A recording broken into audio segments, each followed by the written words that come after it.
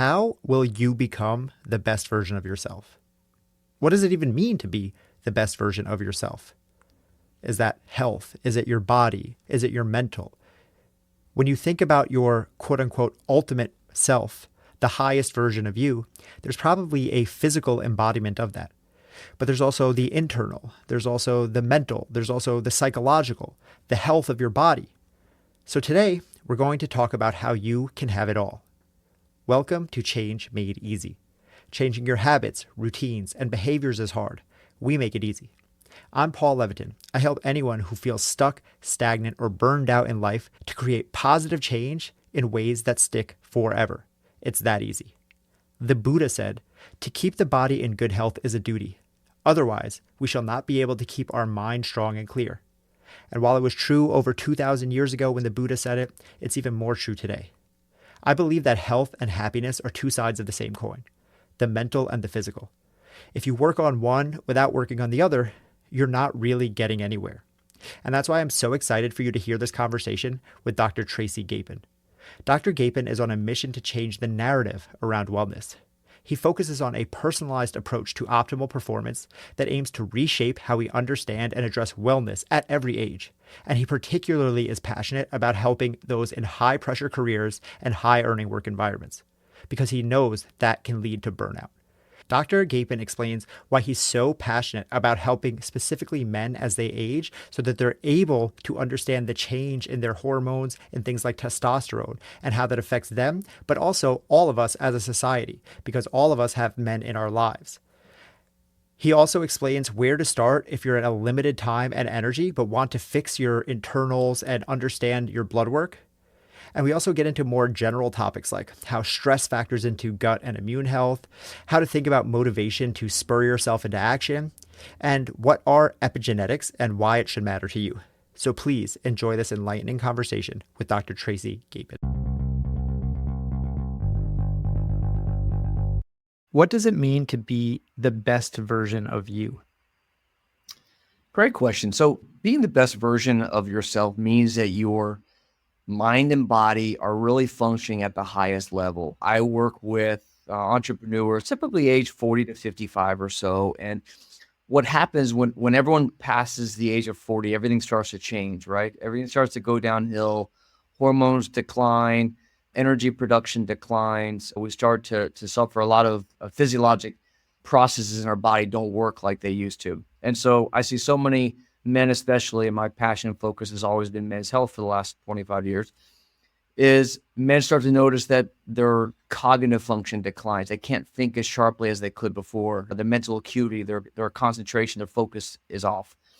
They notice that their energy is not the same, where especially middle of the afternoon, they hit a wall and they can't keep going. They have this overwhelming fatigue that can sometimes really limit their performance at work. It can limit their performance in sports, and it can certainly affect the way they interact with their family. A lot of guys will have problems losing weight, where they remember how they used to look, they remember how they used to feel, and they can't quite get back there again, where guys suffer with belly fat, women have fat in the buttocks more so. And I hear all these high-performing leaders tell me that I'm in the gym, I'm working out, but it's not working like it used to. I can't recover the same. Or I did a heavy workout yesterday, and it takes me a day or two to recover from that. And so a lot of changes are happening over the age of 40 where our mind and body just are not functioning at the level they used to. And that creates a challenge. And so when I talk about be the best version of yourself, it's how do I get your mind functioning so you have crystal clear clarity and focus? How do I get your body functioning so that you're able to be at your highest level of performance, whether you're at work, whether you're playing sports, whether you're at home being a parent, so that you can really show up the way that you want to be? Yeah, it's great summary right there, showing up the way that you want to be, and that's unique to the individual. And I love the way you talk about both the body and the mind. To me, I always say those are two sides of the same coin. And I don't believe that you can be physically healthy if your mind isn't sharp. And I don't believe that you will ever be mentally clear, happy, fulfilled, whatever word you choose, if your body isn't up to par to be able to do the things that you want to do, especially as we age, because a lot of guys and women as well have the experience of being in great shape in their 20s, maybe in their 30s, but then it's like the 40s, 50s, and 60s and beyond are flushed down the toilet. And it's like, that's your whole life. Who cares about what you do in your 20s? You can do anything in your 20s. You can go out drinking until 4 o'clock in the morning, wake up, run a marathon, eat a salad and then a Big Mac, and then it all just somehow evaporates off you. And I've had the experience when I've worked in the gym. I train, a lot of my clients were 40, 50, 60 plus. And they would always say something interesting to me, which is like, it just feels like things are harder. It just feels like I'm doing the same thing that I used to do at 20 and it's different now. And what I would say to them is it doesn't feel that way. It is that way. Your body is changing. So I'm curious, what are some of the things that are happening decade by decade that make this so much more challenging? Yeah, a lot. In short, we can look first at hormones. So hormones especially is the biggest, in my mind, the biggest issue when it comes to men especially. So starting at the age of 40, we definitely see a decline in testosterone year by year. And that's something that's always been the case. But what we have found recently is that we are noting a population level decline in hormones, especially testosterone, thyroid, et cetera. There were 3 recent longitudinal studies that looked at testosterone levels in men over 20 to 30 years. And what they found was that for age-matched groups, we have seen almost a 50% decline in free testosterone. What I mean by that is you look at a 45-year-old guy today, and his free testosterone is almost half of what a 45-year-old guy had 20, 30 years ago. That's a massive decline. The hormones are responsible for energy, cognitive function, metabolism, ability to build muscle, burn fat, mood, bone health, muscle health, et cetera. Cardiovascular health is intimately tied to it. And so a big factor is hormones. And I can't tell you how many men I've seen where they think they're doing okay, and you check their hormones, especially testosterone, and it's nowhere close to where they need to be. So testosterone is a big part of it. I emphasize that we have over 50 hormones in our body that we care about, and it's typically never just one. Hey, real quick, we'll be back to the show in just a few seconds, but right now I have to ask you for a huge favor. If you're getting value out of this episode so far, take 2 seconds and share it with a friend. I mean, right now, literally, hit the little share button and send it in a text to your roommate or your cousin or your mom or your brother or your sister. Seriously, spread the love. If you like what you're hearing, then that's the best way that you can show support for this show. Because maybe you're like Eliza Kay, who said, "This podcast is both warm and inviting, but real enough to push and motivate me." Or you're like Dalton, who said, "Paul is an amazing host, and his podcast is a must listen." Don't you want to share this awesomeness with your friends and family? Don't be a gatekeeper. It only takes a second. It helps me grow and reach a new audience, and you seem like a genius friend who recommends new, awesome podcasts. We all win. All right, go send that text. And now, let's get back to the show. And so when we see low testosterone, we'll often see low thyroid. DHEA, which is a steroid hormone precursor to testosterone, that's just almost just as important when it comes to energy and metabolism and mood and so on. We see issues with nitric oxide production. There are 2 major pathways of nitric oxide production. One of them pretty much shuts down between the age of 40 and 50, and you rely on the other one. And if your diet's not sufficient, then you'll have inadequate levels of nitric oxide. Vitamin D is actually a hormone, and vitamin D deficiency is associated with a lot of issues. Estrogen, and it goes, growth hormone, it goes on and on, all these hormones that we care about. So that's a big part of it. The other part of it is gut health, and this doesn't get enough attention, but I think it's important that the listener recognizes that your gut controls almost everything that happens in your body. So the microbiome, which is basically the balance of organisms in your gut, that includes bacteria, viruses, parasites, etc., really controls almost everything that's happening. Your immune system, energy, hormones, neurotransmitters, immune system, it goes on and on, the effects of your gut. And so one of the common things we see are things like serotonin and dopamine. These are critical neurotransmitters in your brain that are responsible for mood, are dramatically affected by your gut and by issues with the integrity and the health of your gut wall, which is affected ultimately by the microbiome.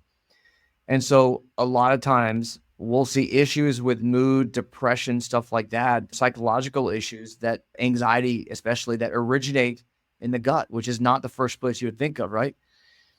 We can see issues with toxins in our environment. I talked about this on many other podcasts about endocrine disruptors, which are chemicals, toxins in our environment, which are causing autoimmune disease and hormone issues and infertility. And a lot of it's related to toxins in the food that we eat, in the water we drink, and our personal care products as well. So to answer your question, what's the source of all of it? I think that it's hormones. I think it's gut health. I think it's toxins. And then we haven't even touched on the other lifestyle stuff like stress and sleep and nutrition, etc. Right. And okay, perfect example that you just gave there, right? Hormones.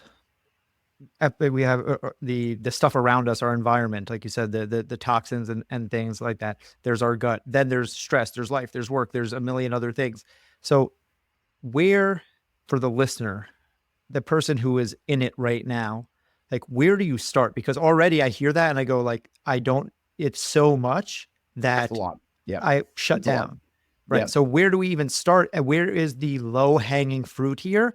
Because I'm always looking for the levers where I can do the least to get the most. So where is the place that I can put in some effort and see returns in how I'm feeling? Like you said, my mental, my emotional, my depression, or whatever else. Like, where should I focus? If I do have a limited bandwidth and a limited attention, where is the place to go first? Great question. I always recommend diagnostics. I recommend get tested first. And that's going to give you a very clear roadmap for what are the biggest issues that are affecting you. You mentioned low-hanging fruit. Everyone out there is talking about eat this, not that, do this, not that. And yeah, those all may be right for you, but we're all dealing with different challenges. And I give examples of men who look like they're in the best health of their life, and you aspire to look like them. And Bob Harper is a classic story I give, a trainer from The Biggest Loser. And age 51, he had a massive heart attack. And so diet and exercise, yes, they're important without question. And we also need to understand what specifically is right for you. And that may be different than the guy next to you. And yeah, my buddy John did this and he got great results, but what's right for me? And so get your hormones checked. Get blood work done to look at markers of inflammation. Get blood work done to look at specific key hormones. Get testing done to look at your gut health. Start tracking your own data to understand if what you're doing is working or not. So, for example, I like to talk about KPIs for your health, or what health metrics can we use to understand if what we're doing is working or not. And so low-hanging fruit would start to just track track your nutrition, track your sleep, track your stress, and I'll give you some ways you can do that. So nutrition first, I would get an app on your phone. One is Chronometer, one is MyFitnessPal, and there are free versions of both. And simply track your intake for 3 days. Start with 3 days. Now, there's something called the Hawthorne effect. Hawthorne effect is a scientific concept that whatever is measured is affected directly. Just by tracking something, by watching something, you change behavior. And so just by tracking your intake, it's going to change what you eat, how much you eat, the quality of what you're eating. But it's going to give you a really clear idea of the macronutrients, the protein, fats, and carbs. Start with just that alone. And I'm not even telling you how much you should be eating or shouldn't be eating. Just by tracking alone, it's going to be incredibly powerful, insightful for you to see. Most people don't eat enough protein, so this is going to need to be individualized. But in general, most people need to be eating at least 0.8 to 1 gram of protein per day based on their ideal body weight. So, for example, if your ideal body weight is 160, it'd be 160 times 0.8 at a minimum of what you should be eating, which is about 128 grams of protein. Most guys eat about half of that on a daily basis.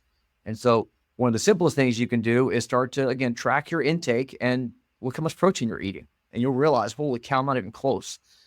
So that's one thing you could do. When it comes to sleep, you can track your sleep. And I'm wearing an Aura, I'm wearing an Apple, I use Garmin, I use Whoop, I use Fitbit. You can use any device you want. In general, when it comes to sleep, the Aura is probably the most validated, accurate device out there. Apple has come a long way. It's gotten better. Garmin's okay as well. You want to aim for 7.5 hours of total sleep. But more importantly, you need an hour of deep sleep and 2 hours of REM sleep. Those are the critical stages, the quality stages of sleep that you need for repair and recovery. So hour of deep, 2 hours of REM would be targets for you. So that's nutrition, that's sleep. You can track stress. There's a metric called heart rate variability, and you can get a Polar H10 HRV strap. It's like $80 you can get on Amazon, and you can connect it to your phone to a free app, Elite HRV. And every morning when you wake up, first thing you should do is sit down and for 2.5 minutes, measure your HRV, heart rate variability. Similar to your resting heart rate, it is a direct measure of your internal stress levels. Now, Paul, if you ask most guys if you're stressed, they're going to say, no, I'm not stressed. I'm fine. It doesn't affect me. It doesn't bother me. Well, I say BS. It's something that you may not be willing to accept, but it's happening whether you recognize it or not. And it's not necessarily stress from psychological worry about finances or marital issues or whatever. It may be internal stress from the wrong food for you, or alcohol, or poor sleep, or other hormone issues or micronutrient imbalances, other sources of internal stress that you're measuring. So my point is, the low-hanging fruit is to start to measure and track these data points in your life, whether it's lab work, whether it's biometric devices that can track KPIs to understand if what you're doing is working or not. And that's really the beginning of how you can start to make a difference. Yeah, so great one. I love all of the tangible, really actionable things that you've given with names, with different pieces of tech, with all different things like that people can go out and check out right now. And KPIs are a great way to put it. It's what gets measured gets paid attention to. It's like you said, the Hawthorne effect. In my nutrition coaching, the first thing that I do with people is exactly what you said. It's like, let's just write down what you're doing. And I'll tell them, don't even change what you're eating. Just write it down. And they'll go, oh, well, like, are you sure? Like, you want me to just eat like poorly or something like that? And I'm like, well, understand that just through the simple virtue of you writing things down, you're going to subconsciously make changes. You might go, ooh, do I really want to write down 4 pieces of pizza today? So I'm going to eat only 2. You're going to make these little changes, right? That's right. And so this all comes back to awareness. So when I teach behavior change, I teach what I call the change loop, which is AEA, awareness, education, action, right? So awareness is the first step. You can't change what you don't know is happening. And education is, okay, now I know this is a thing. What do I do about it? The last step is action. And you can get caught up on any of those parts on the loop, right? If you don't know, then you don't know. If you're not educated, then you can't take the action. But I feel like most people are stuck at action because we have all the information. The information is out there. You've done tons of podcasts. You have a TED Talk. You have all of this stuff. There's books. There's everything is out there. So I'm always interested for someone like you who works with elite performers. And elite performers are people who take action. So what do you see as the difference between the people who take the action to get the result and the people who stay stuck and spinning their wheels at the point of taking action? Great question. How do you get and now we're getting on the whole topic of your podcast, which is behavior change, and how do you get people to actually decide to make it and to make that change? And it's a decision. And I think it comes down to understanding how do you keep yourself accountable. And I love BJ Fogg, Tony Habits, outstanding book for any listener out there. Behavior equals motivation plus ability plus prompt. And for most people, motivation is there, yes, but I would really emphasize that we need to make motivation more focused on the outcome. So let me give you an example. When I work with guys, the key is what's your why. My example of this is my why is being the best dad that I can be, the best father. My life, everything is about how can I be the best dad for my 2 amazing little kids. And everything I do is in alignment with that. And I ask myself, is this behavior, action, whatever it may be, in alignment with that? Is the best father in the world going to do this action? And if it fits, then perfect. If it doesn't, then you got to reevaluate. And Atomic Habits talks about this as well. So first is that. So that's the motivation part. I think is to be really clear on your why and be very intentional in constructing your life and your daily habits around your why. But then it really comes down to the ability part of it. And this is, how do you set up those habits for success? And I think so many of us don't really think through the specific granular, how do I do this? I'm going to lose New Year's resolution classic. I'm going to lose 10 pounds. Well, that's an aspiration. What are your actual habits that you're going to incorporate to accomplish that? And so if the only food that you have access to is Pop-Tarts and bagels and sugary cereal, then that's what you're going to eat because that's what's there in the house.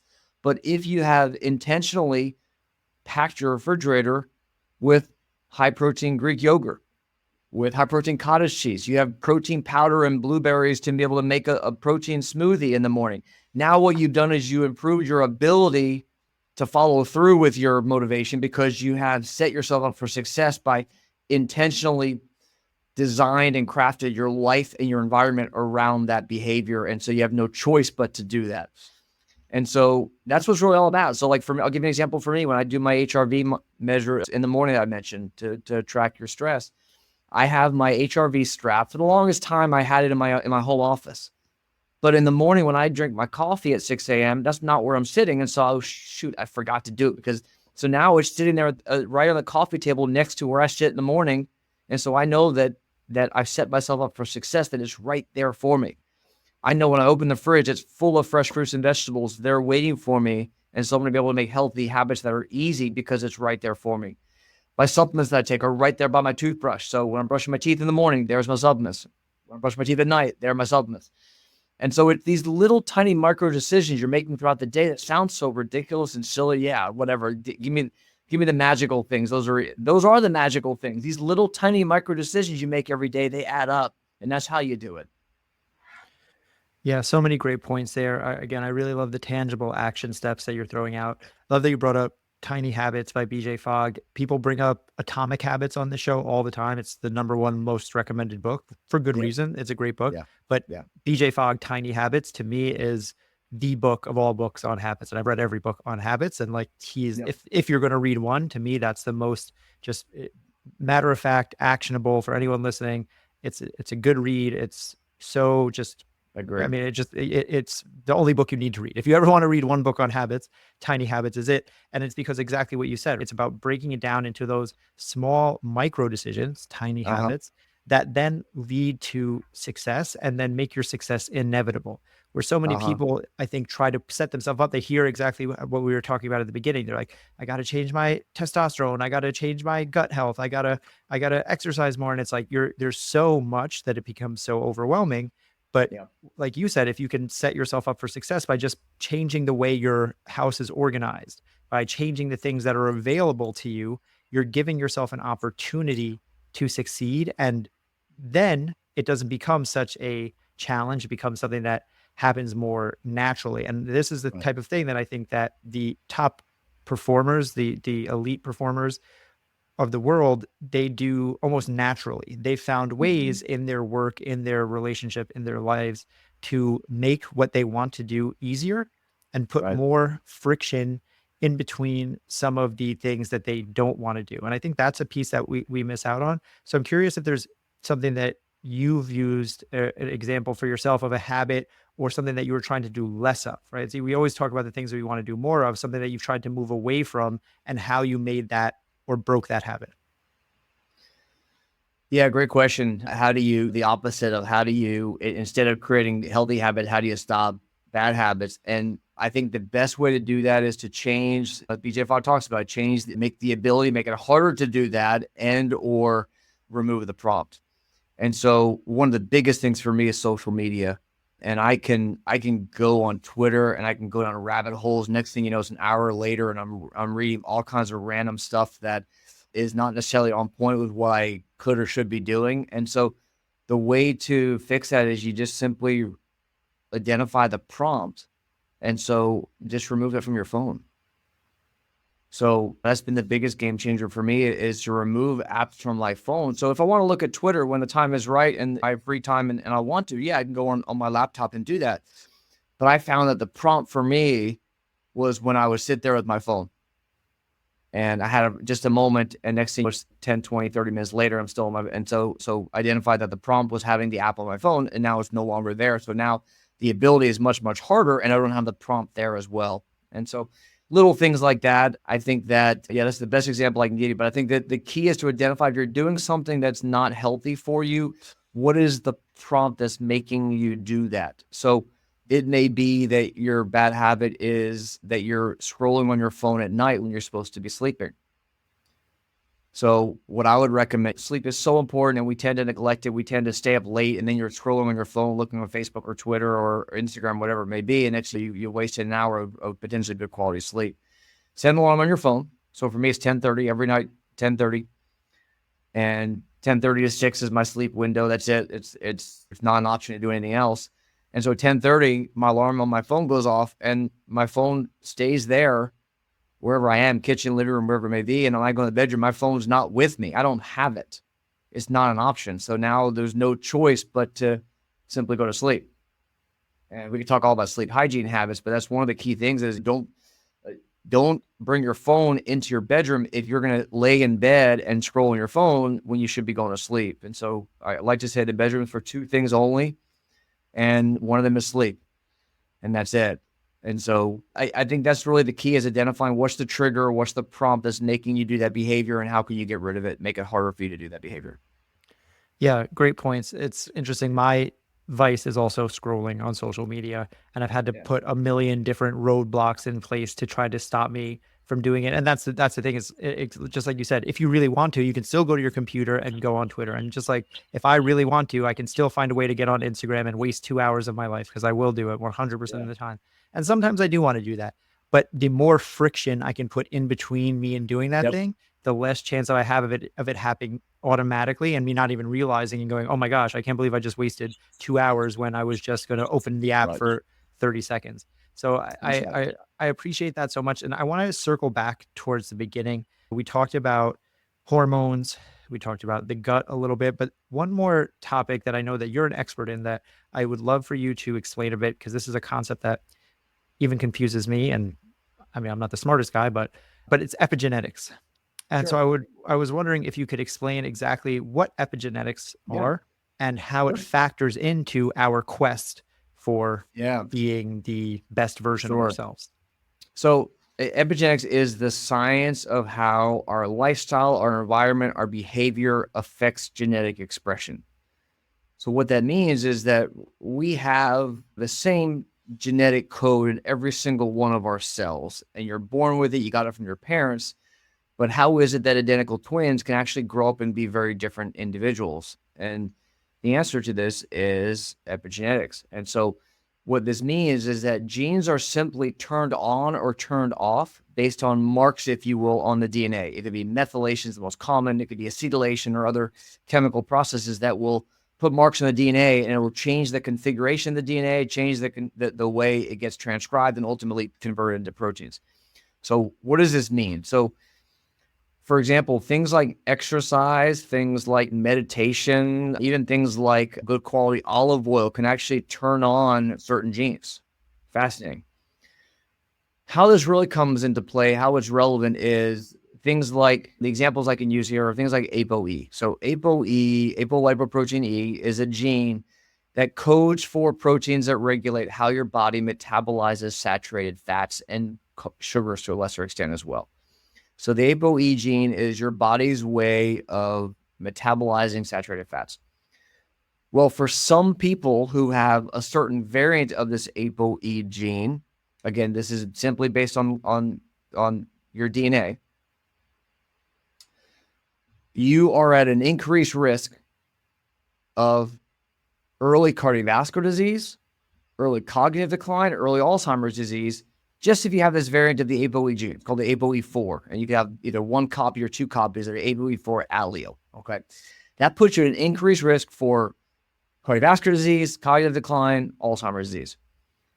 However, what they found was that for those individuals who are an ApoE4 variant, who limit their saturated fat intake, and for those ApoE4 variants who limit their sugar intake, that risk that I talked about is gone. It normalizes to the population. By simply changing what you're eating, it completely changes your risk of developing those chronic diseases I talked about just based on how you're eating. And so a lot of examples like that of how understanding that can affect everything. And so we talk about epigenetics from the perspective of understanding your genetics can help us it's not that this gene says you should eat that. It's not quite that specific yet, at least. What it really is we understand based on genetics, this propensity, and we know that if we change behavior, it's going to affect that outcome. Does that make sense? Yeah, totally. And Yeah. it's so interesting. It's similar to, again, in the beginning with hormones and the gut. All of this stuff is interconnected. It's our activities and what we do affects the way that our body is, and the way that our body is affects Sure. what we do. And it kind of is this loop where everything affects everything. So I'm really appreciative of you breaking that down so concisely. I have a few last questions that are just kind of my wrap-up questions, neither here nor there. The first one is, what is the change that you want to see in the world? So I spent 23 years in traditional healthcare. And what I did not see until late in that time was how focused we are on just treating disease. And I would have 6 minutes with you. As a urologist, I had such a busy schedule. I'd often see 50 patients a day. And it was a 6-minute window for me to see you and get everything done. And it's all focused on ICD-10 diagnosis codes. Diagnosis, drug, or diagnosis, surgery, perhaps. But it's very reactive, focused on stamping out treating disease until the next time. Whether it's cancer, whether it's heart disease, whether it's a kidney stone, whatever it may be, we treat that problem, and then we'll see you next time. So to answer your question, my passion, my focus is to really redefine men's health, to reimagine health, human performance, and longevity for all of us, and take a very different perspective where we're focused on precision, we're focused on being proactive, we're focused on being personalized and preventative. And what can we do not to treat disease, not to wait until there's a problem, but what can I do? When I say be the best version of yourself, what can you do to optimize your mind and body so that you can function at the highest level? And when we do that, what's going to magically happen is suddenly the incidence of chronic disease is going to plummet. And to me, that's really what I believe has to happen. Our healthcare system is failing miserably and is not sustainable. And I think the way to change that is to start before there's a problem. 100%. I completely agree with you. And it's a big goal. It's a big dream. It's a big mission, but someone's got to do it. So kudos to you for, for taking that on. Yeah. The last question that I have for you is for listeners right now. If you had one piece of advice, one action step that they could take right now today, as soon as this episode ends, to make change easier, no matter what the changes they're trying to make, whether it's their health, their wealth, their relationships, or anything else, what's the most tangible thing you can give people to make that process of change easier? Be clear in your why. What's your why? What's it all about? And it's amazing what that does to really drive your passion toward following through. And then I'm going to give you two answers. I already told me to give you one, but I'm going to give you two. The other one would be to measure everything. Measure what you're eating, measure how long you're sleeping, measure your labs. When you measure something, you can manage it. The reality is, aging is real. It happens to all of us. Our bodies are always changing. Every year, certainly every decade. But that doesn't mean that you have to resign to just getting worse as you get older. By taking the advice that Dr. Gapin laid out, like getting diagnostics. Before you go, I just have to ask you for a huge favor. If you enjoyed or got value from this episode at all, then take a moment and leave a rating and review in the podcast app that you're listening or watching on. If you like the show and you want me to continue to create more episodes and be able to get awesome guests that will help make changing your life easier, then this is the best way you can show support. You can leave a 5-star review on iTunes like Eliza K, who said, "This podcast is both warm and inviting, but real enough to push and motivate me." Thank you, Eliza. Or you can be like Dalton, who said, "Paul is an amazing host, and his podcast is a must listen." Thank you, Dalton. And thank you to all of the over 100 people who have taken the time to rate and review this show 5 stars on iTunes, or the dozens who have left 5-star reviews on Spotify. It only takes a minute, and it helps me grow, it helps me reach a new audience, and it lets me know that this is helping someone, which just feels good. All you have to do is go to the show page of whatever app you're listening to and hit the little 5 stars. Or go to the comments section on YouTube and boom, that's it. And if you really want to show love, take a screenshot when you do it and tag me in your stories on social media at Change Made Easy, and I'll shout you out in an upcoming episode. All right, go leave that rating, and I'll see you back here every Tuesday and Thursday with new episodes of Change Made Easy. And finding out about your hormones, your blood levels, you can take back control of your body and your physical and mental well-being and make sure that you're better at 40 or 50 than you were at 20 and 30. It's not impossible, I know, because that's what I'm doing. A few simple shifts in your mindset and a few actionable shifts in your day-to-day routine can make all the difference. That is change made easy.